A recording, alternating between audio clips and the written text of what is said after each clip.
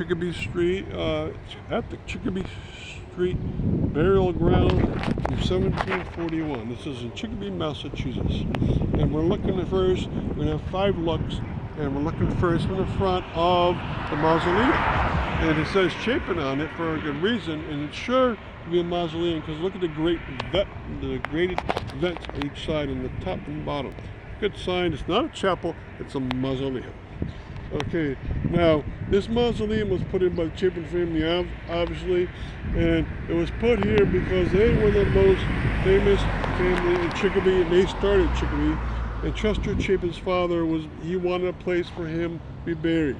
And the inside of it, it's gorgeous, but outside you can see there's Tiffany mosaics on the front left of door. It looks like Islamic patterns to it. And the bronze doors in the front, now with a greenish look, are made in Chicopee by Melzar Mosman. And you can tell it's a nice, gorgeous building. And if you go through the list of everyone buried here, it's a Chapin's family burial ground pretty much. That would be a more correct name. It started as Hasdorf family burial ground and drifted into being more of a neighborhood burial ground and churchyard burial ground. So it's many things. And the church was very close by to him. Okay, there's a stone in front that you'll get to see. Now, I told you I'm going to point at 5 things today. In back of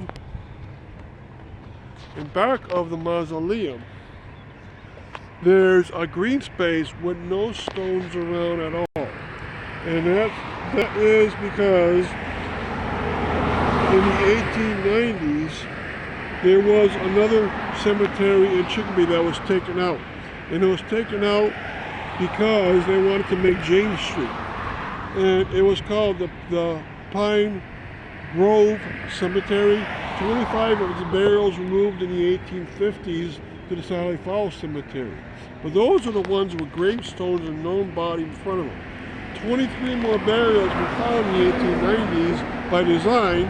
They wanted to move them, and they were moved to the back of this cemetery because the cemetery might have started out in South Hadley, but it ended up in Chicopee because of a geographic line move.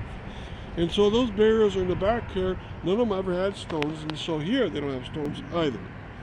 Now, if you look towards the middle part of the cemetery, this is the very oldest part of the cemetery. You can tell by the brownstones that you're dealing with burials from the 1700s. And those would be old Chapin families. And I'm going to give a tour in the cemetery within a couple of years, and you'll get to see some of those stones up close. Sadly, they always keep this cemetery door locked so we cannot get into it. All right, but notice it starts to get towards light marble next to it. And that's because in the 1700s you might have used brownstone, but in the 1800s you used marbles. So you see, same group of stone, but now towards the right, you get the marbles. And the first one in front is the Reverend Edward Chapin. He would have been head of that church through the years. And then as you look backwards, the same pattern holds up for a very long time. Brownstones left, marble to the right-hand side. Now, they're all facing towards the east, and that is wrong.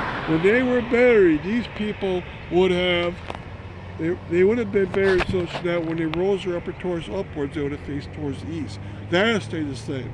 But the gravestones themselves used to face towards the west or the opposite direction, and they were shifted around probably in the late 1800s to face the road. And that was because all across America, they left being from churchyard cemeteries into being lawn-style cemeteries where the lawnmowers could take over and pass right in front of them very easily. All the footstones were also thrown out at that point. Okay, now, last point to point 2 is the modern section, and I call it the modern section, although in reality it's about from 1880s up until the 1930s. You can see the stone has changed once again, more obelisk, more pedestal frame,